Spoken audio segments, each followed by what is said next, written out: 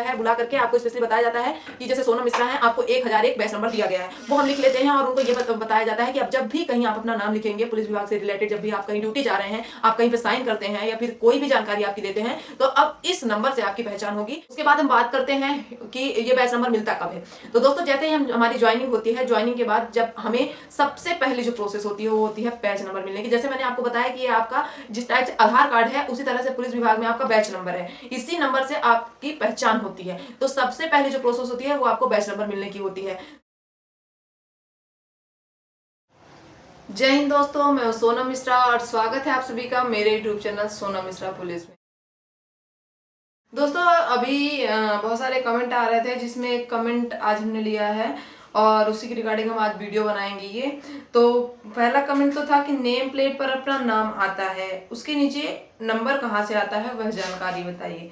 अगला कमेंट था ma'am name plate का ऊपर अपना नाम आता है, उसके नीचे नंबर आता है, वह कौन सा डॉक्यूमेंट पर नंबर मिलता है, यह जानकारी बताइए। तो दोस्तों आज हम इसी टॉपिक पे वीडियो बनाएंगे कि जो जनरली आपने देखा होगा, जैसे ये मेरी नेम प्लेट है, आप देख पा रहे होंगे, इसमें मेरा नाम लिखा है, इसके नीचे बैच नंबर लिखा है।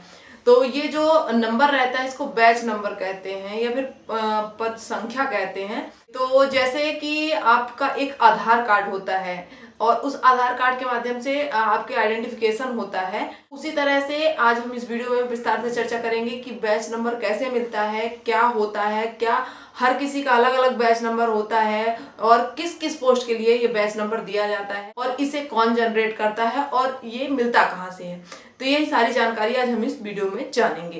तो दोस्तों वीडियो में आगे बढ़े उससे पहले अगर अभी तक आपने हमारे चैनल को सब्सक्राइब नहीं किया है तो चैनल को सब्सक्राइब कर लीजिए, वीडियो को लाइक कर दीजिए और बेल आइकन जरूर प्रेस कर लीजिएगा।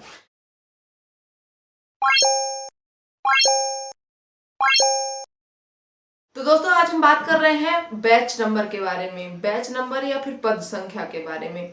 तो दोस्तों जो बैच नंबर होता है, जैसे ही आपको अगर इस प्रक्रिया की बात करते हैं, बैच नंबर मिलने की प्रक्रिया की बात करते हैं, तो जैसे ही आपकी ज्वाइनिंग होती है, ज्वाइनिंग के बाद एक आपका आइडेंटिफिकेशन होता है। जैसे बैच नंबर देने का जो मेन उद्देश्य है उसके बारे में पहले हम बात कर लेते हैं, फिर बताते हैं कि बैच नंबर मिलता कहाँ से।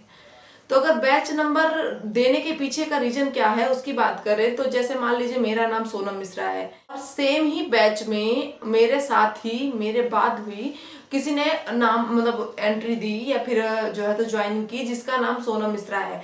तो अब दो सोनम मिश्रा हो गई, तो कहीं भी ड्यूटी लगेगी तो कंफ्यूजन हो जाएगा कि किस सोनम मिश्रा की ड्यूटी लगी है, फिर अपन उसको पापा का नाम, उसके जिले का नाम, ये सब चीजें ढूंढना पड़ेगा। तो ये कंफ्यूजन ना हो, इसी कंफ्यूजन के लिए हर एक कांस्टेबल को और हेड कांस्टेबल को बैच नंबर प्रोवाइड किया जाता है, जिसके माध्यम से ये बैच नंबर उसका आइडेंटिफिकेशन है। एक बार आपका नाम सेम हो सकता है लेकिन बैच नंबर सेम नहीं हो सकता है किसी का भी, क्योंकि हर एक इंसान को एक बैच नंबर दिया जाता है कि अलग अलग होता है। तो बैच नंबर देने का मेन उद्देश्य यही है, आपका वो एक टाइप से कांस्टेबल। तो दोस्तों ये तो डाउट क्लियर हो गया कि किस किस पोस्ट में बैच नंबर मिलते हैं। तो कांस्टेबल और हेड कांस्टेबल को बैच नंबर मिलता है। उसके बाद हम बात करते हैं कि ये बैच नंबर मिलता कब है। तो दोस्तों जैसे ही हमारी ज्वाइनिंग होती है, ज्वाइनिंग के बाद जब हमें सबसे पहले जो प्रोसेस होती है वो होती है बैच नंबर मिलने की। जैसे मैंने आपको बताया कि ये आपका जिस टाइप से आधार कार्ड है उसी तरह से पुलिस विभाग में आपका बैच नंबर है, इसी नंबर से आपकी पहचान होती है।